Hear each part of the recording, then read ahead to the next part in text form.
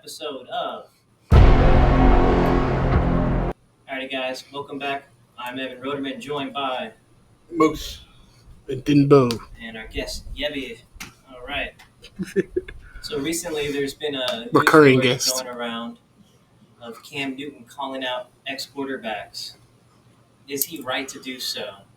Is Cam Newton bona fide enough to just be calling out guys like Dan Orlovsky and just telling them that they don't know what they're talking about?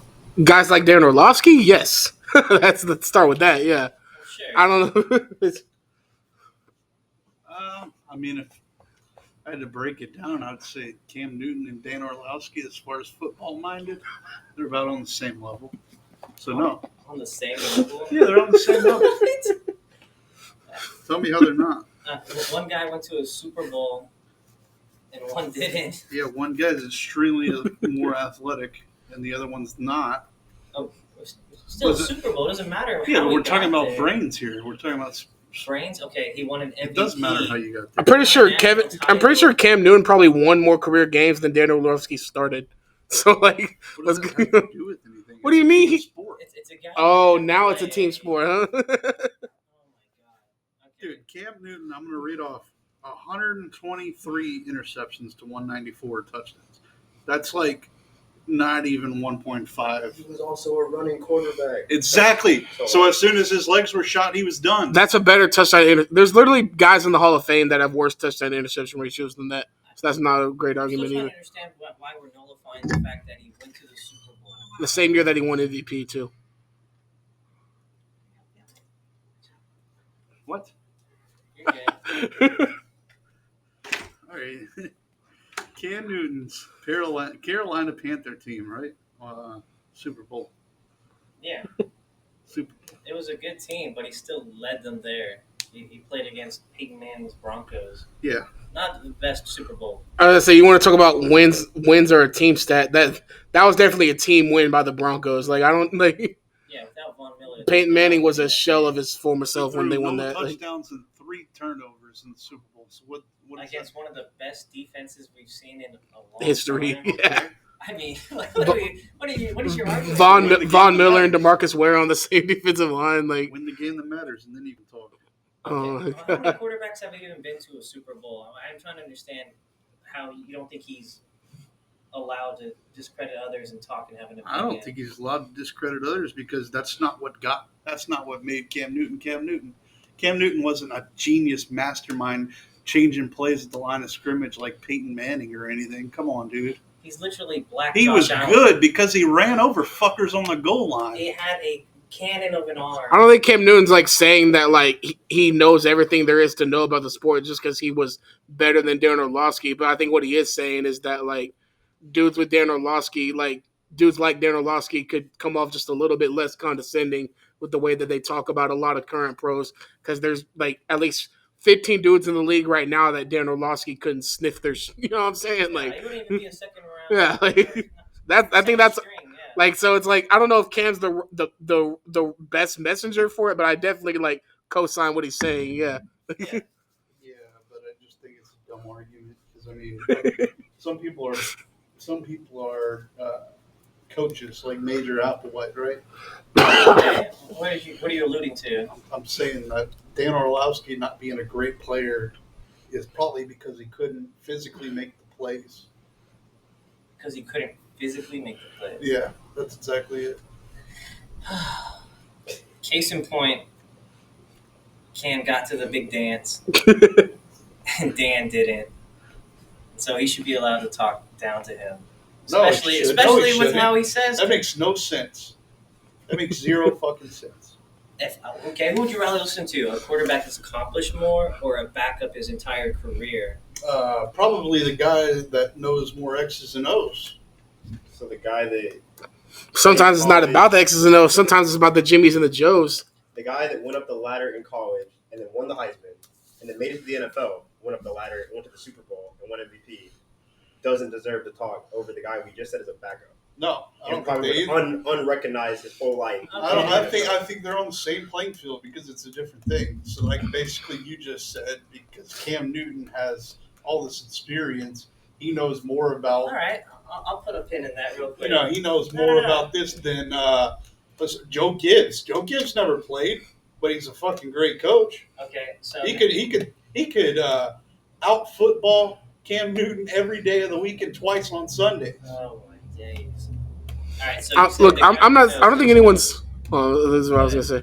I don't think like anyone's saying Dan Orlovsky doesn't know ball and he's not credible. I think what people are saying that if you got someone that knows what Dan Orlovsky knows, but is also way more accomplished, why would you not want to listen to the guy? How do you know he knows what Dan Orlovsky knows? Oh my goodness! How do you know he doesn't? That's the real Because I've listened to question. Cam- Let's get to that part. I've Yeah. listened to Cam What about Newton. Cam Newton makes you think he doesn't? I've listened to him on game days. I've listened to him on ESPN. He's not a guy that goes through X's and O's. He's always one that talks about heart and this and that. Same Is shit. that not a part That's of the because game? that's because half the time he's on first take and they don't say anything about the actual X's and O's. My bad. That's what, no. That's what the whole argument was about. Like, people on first take are discrediting Cam, but he was literally up there with them, and it was all cool. And now they're discrediting him, and he's like, First of all, I don't know what happened. I don't know what was said. All I'm saying is, if Cam Newton acts like, oh, Dan Orlovsky can't talk about anything, I think that's a little messed up because I think anybody can talk about anything. He's saying he shouldn't be as hypercritical when he himself wasn't a successful quarterback. And I'm saying it he does shouldn't be not so matter. enthusiastic about all the hot takes he spews It's either. not like Cam Newton was some you know what I'm saying? great, Like, good Lord quarterback. because it's like, but he kind of was. It really wasn't. Prior to injury, He was had a 2 dog. years where he was good. One of those years was half an the season, MVP. you could be, first of all, he was a rookie in 2011. He won MVP in 2015. He was good for all of those years. Yeah. Like, what are we saying? And then he was still good after his MVP year too. It wasn't until like a few years after that he actually like, Jerry, fell off. the NFL's changed in how the quarterback's progression is because it's a passing league now. Back then, being a running guy who could get 1,000 yards and as many touchdowns as he did, that was worth a lot of value. And he could still choke the ball deep to Steve Smith. Yeah, he had a lot of weapons. He was literally like a more athletic Ben Yeah, he had a Roethlisberger. lot of Like, weapons. He had Steve Smith and Greg Olsen, and that was it. CMC. That came later. That's what won him or got him to a Super Bowl. Okay, he still got to the Super Bowl. Yeah. He still got to the Super. I don't know how we're missing the point here. He got to a Super Bowl. let me ask you: do you think Ben Roethlisberger beats that Broncos team? Ben Roethlisberger. That's- What does wait, that have wait to a do minute, with are you it? trying to lead us something else over here? No, I'm just saying that's probably like one of the quarterbacks that's like been around that. Yeah, he's probably most comparable to like. Fuck and- no. He has the athleticism. He has the arm. What are we You're saying? talking Like, about sniffing a jockstrap. Cam Newton couldn't sniff a jockstrap of Ben Roethlisberger. I think There's that's no fucking way. I think that's debatable. I think feel that like if you maybe pass out. I think there were years during their career where they were definitely comparable. Like what? Like All right. I think that settles that debate for right now. Moving forward, the Tennessee Titans have had some injuries to their quarterbacks, prompting Cam Ward to now start day one. Is that good for him and his development going forward, or should he have kind of just sat and wait?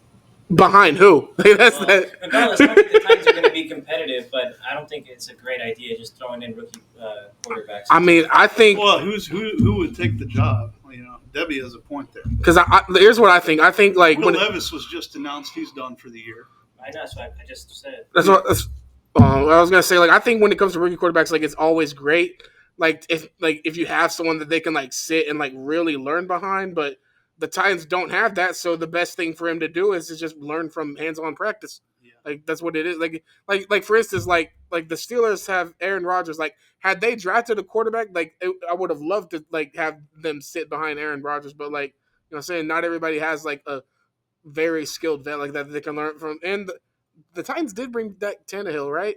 But like I don't think It's like- all situational. but I think like Tannehill will probably help him more like in the like film room and like as like basically like a player coach. I don't think like you know what I'm saying Tannehill at this age is gonna be able to Well, historically show him. speaking, well, let's be real. The Titans aren't going to compete for anything this year. no. So Well, we're not talking about what's best for the team. We're talking about what's best for him. going yeah. forward. No, I don't think. I mean, Cam Ward.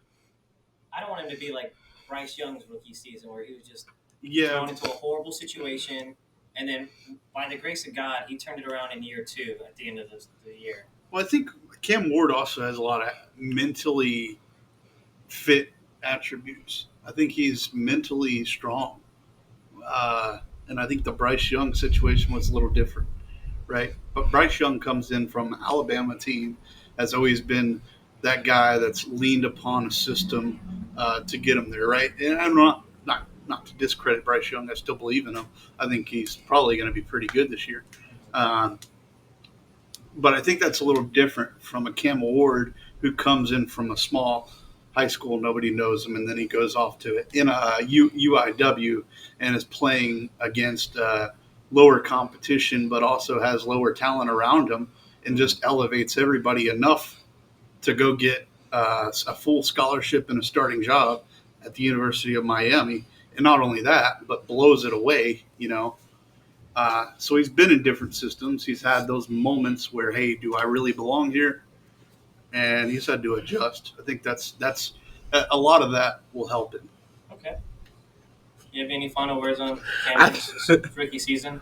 I was just gonna say, I think nothing Moose said was wrong, but a lot of that was just what it's really gonna come down to is, bro, like few teams can mismanage like their QB situation worse than the Panthers did with Bryce Young. You know what I'm saying? Like I get like you people worry about like if you baptize him in the fire, it might hurt their confidence or whatever. But as long as like the team is clear with him about like what they expect from him and like what like and they're on the same page about like what their plan is going forward, I don't think like it'll be the end all be all if he starts week 1 and throws a couple picks. You know what I'm saying?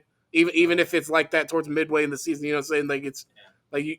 I just don't want to see the pressure of being the first pick in the draft and quarterback and being the face of the franchise and then playing on such a poorly run organization. Yeah.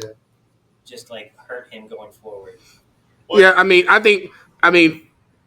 if I agree, but at the same time, I think it would be really tone deaf of the organization to like expect him to just like. Well, I think one thing that people don't talk about is maturity, right, Cam? Because if you think about it, the last 5 or 6 years, right, the number one QB in the draft has always been, or the number one pick in the draft rather, has always been like spotlighted to death, like Caleb Williams, right? He's got all this pressure and shit.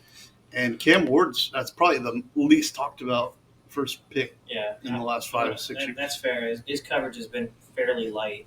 I mean, I haven't seen too many breakdowns or any arguments about what's going on there in camp.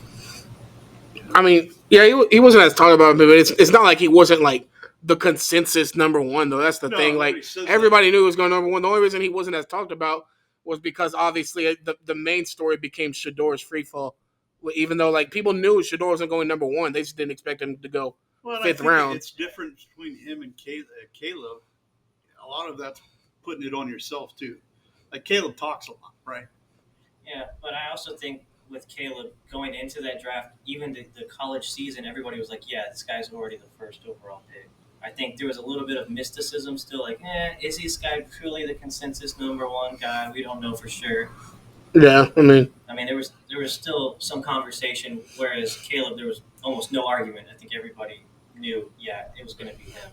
It was just whether or not the Bears were stupid enough not to take him.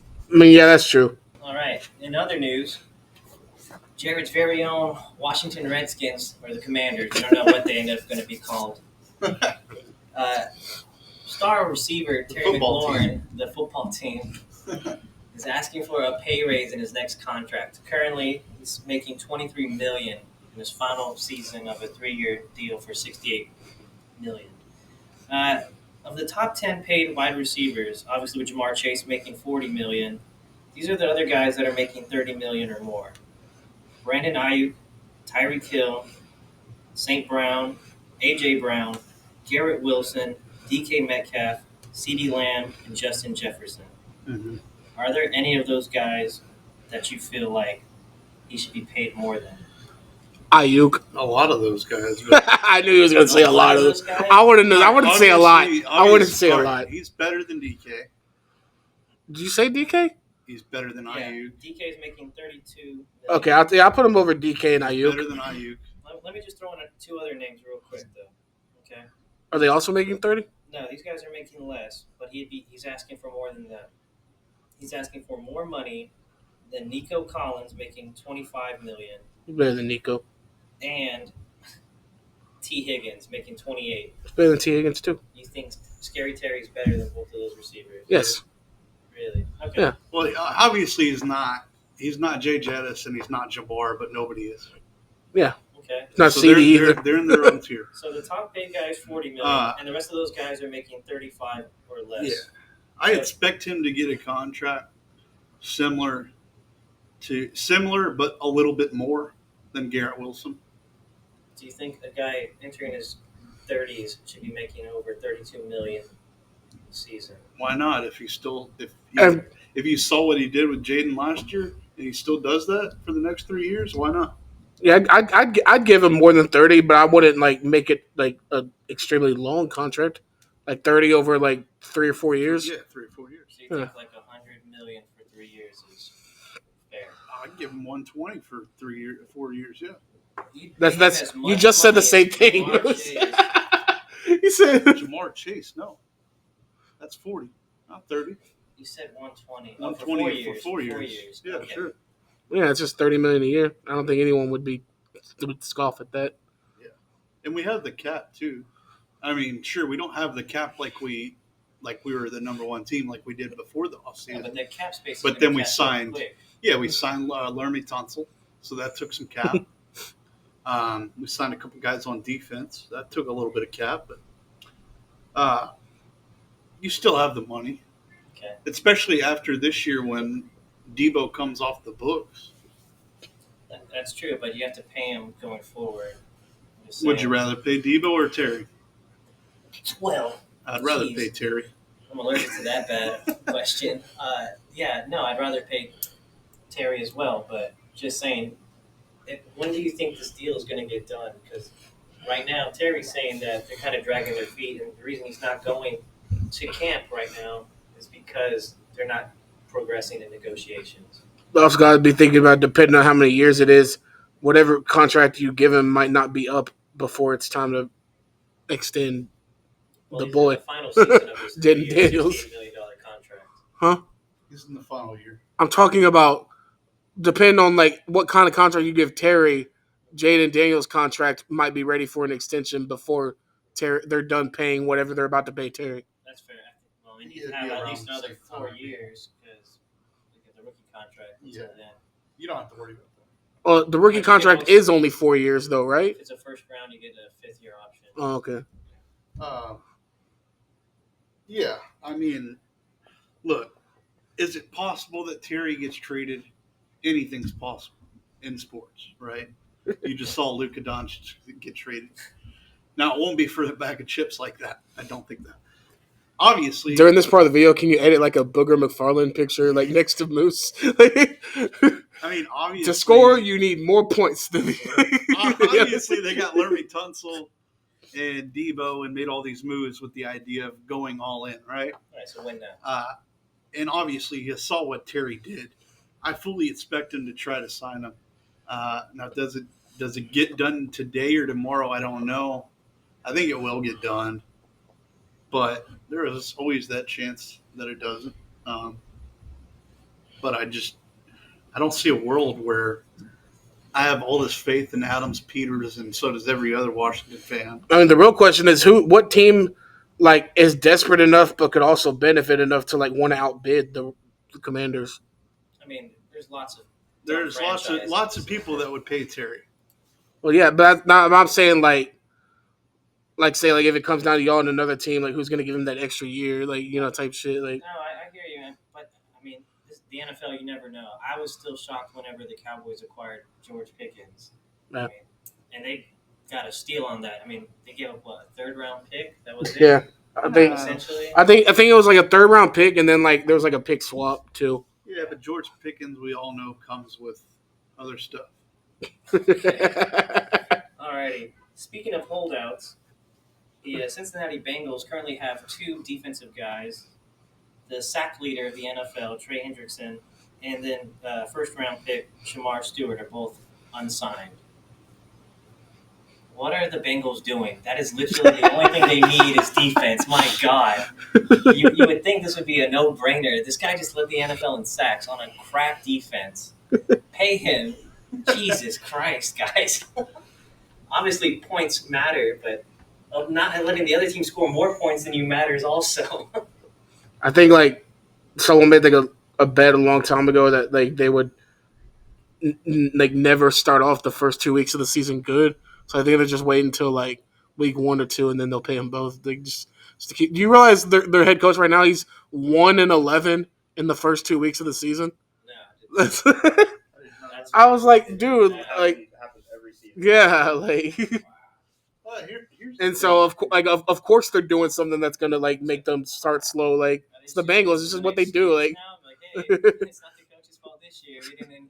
I think it's sign funny those you guys. hear that shit like some owners in the NFL, in the NBA, and all these sports, they don't want to win championships. They just want to sell tickets. It's almost like that, right? It's like, Yeah, no, it seems like it. I mean, you have one of the top 5 quarterbacks in the league, and you're just wasting his prime. You just paid Higgins and Chase. Yeah, I mean, you got the best wide receiver. it's a duo. risky move and it's a ballsy move. I don't hate it though. Honestly, I don't hate that move. Maybe their GM is booger, bro. I don't hate their the whole move. philosophy is we score more points, we win. But I mean, you got to sign Shamar Stewart. That's the yeah, I was gonna say I will say that like I support Shamar Stewart holding out and shit, but like I feel like in a way, like I feel like it's kind of making it harder on like him and Hendrickson, like the fact that they're both like holding out. Because like I mean, I understand like how Shamar feels like because his whole thing is like he doesn't like that they're trying to put like certain language in his contract that like other like first round picks before him didn't have to like deal with. You know what I'm saying? And I get that, but it's like at the same time, it's like, dude, you got drafted in the first round. You had like a few sacks in college. You know what I'm saying? And you're a D lineman. Like, yeah, but from what I like- understand, that language gets rid of guarantees for certain cash. I hear that. exactly. That's what I'm saying. So like I get like feeling disrespected, but at the same time, like it's like, dude, like you're not making it easier on Hendrickson to get his money with you holding out too. Like, Right, and in a way, they're kind of harming each other. yeah, With Stewart, he's still got to get acclimated to the NFL. He's not showing up to anything. He's not engaging in any practices. He's hurting himself down the line to make more money. On top of that, now he's just letting GMs know he's going to be a little bit difficult unless he's very straightforward in the contract negotiating. So I think it's kind of a bad look for him, but I understand where he's coming from. But I feel like he's doing more harm than good in the long run for himself. yeah. I think on both sides though, like they like I think they're being very lazy when it comes to the negotiations. Like neither side wants to even like try to like offer something like I would say like, okay, if you want to put like certain language that like you can like like revoke money, like why don't you put like incentives in there too or something, because like that's what I would want if I was like if I was a guy that like Thought he was the dude. well, I mean not just that, but like people, not everybody agreed he should be a first round pick because of like the lack of film, so like I would want to Yeah, agreed. Yeah. All right. And the last thing for today, the Honey Badger is officially retired from the NFL. Man, we're old. Do you think he has enough resume to become Yes. a Hall of Famer? yes A Hall of Famer? dude, come on. Dude, not everybody gets to be a Hall of No, Famer. I understand. Okay, yes, but like I mean, he was one of the best safeties. he is better than people in the Hall of Fame right now. Like, what are we saying? What do Like, you- but, who? Well, I don't know about that. I can just, I don't even have to know the specific names, bro. I can just tell you right now, bro. Not every player that's in the Hall of Fame was like a 10-time All-Pro. Like, is that what y'all think? No, I'm not Okay, saying but okay then. And Most of the Tyrann time, Mathieu, bro. yeah. No, it's not true, bro. Like what are you that. saying? What? Well, All right, accolades. 3-time first team All-Pro. Okay, Super Bowl champion 1 time. 3-time Pro Bowler, which Pro Bowl we all know doesn't mean shit. but All-Pro does. yeah. But All-Pro does. Yeah. First team. First team All-Rookie. Okay. I mean, that's it. Well, it's, They don't do like a first team All Defense or something like that, or no. You're telling me. I mean, dude, And he's had that's such a just storied career going back to college. I mean, everybody talked about it. Honey Badger don't care. Hall of Fame though. Well, I'm gonna list off some Hall of Fame safeties. Right? I think he's teetering on the line of getting in. He's one of the best safeties we've had to witness within the last 10 years. Is he comparable to Ed Reed? Not at all. Well, no, but Ed Reed's arguably like the best safety of all time. Is he comparable to Troy Polamalu? Not at all. Brian Dawkins? Not at all. Yeah, but you're also talking about him entering the NFL when it transitioned to a totally different type of offensive scheme. I mean, those guys were hitting the running backs and things like that. They were running the ball a lot more versus pass catchers. I don't put him in that same. I don't hold him in that same regard, man. He was a great player. Uh-huh. I don't think he was Hall of Fame. No. Yeah, final verdict. Is he a Hall of Famer? Yes. All right, so we got one yes, one no. I think he's right on the line. If he gets in, I wouldn't be mad at it. Wouldn't be surprised. But I think that's going to do it for today's episode. I'm Evan. Moose. Then Beezy. All right, we'll catch y'all next time.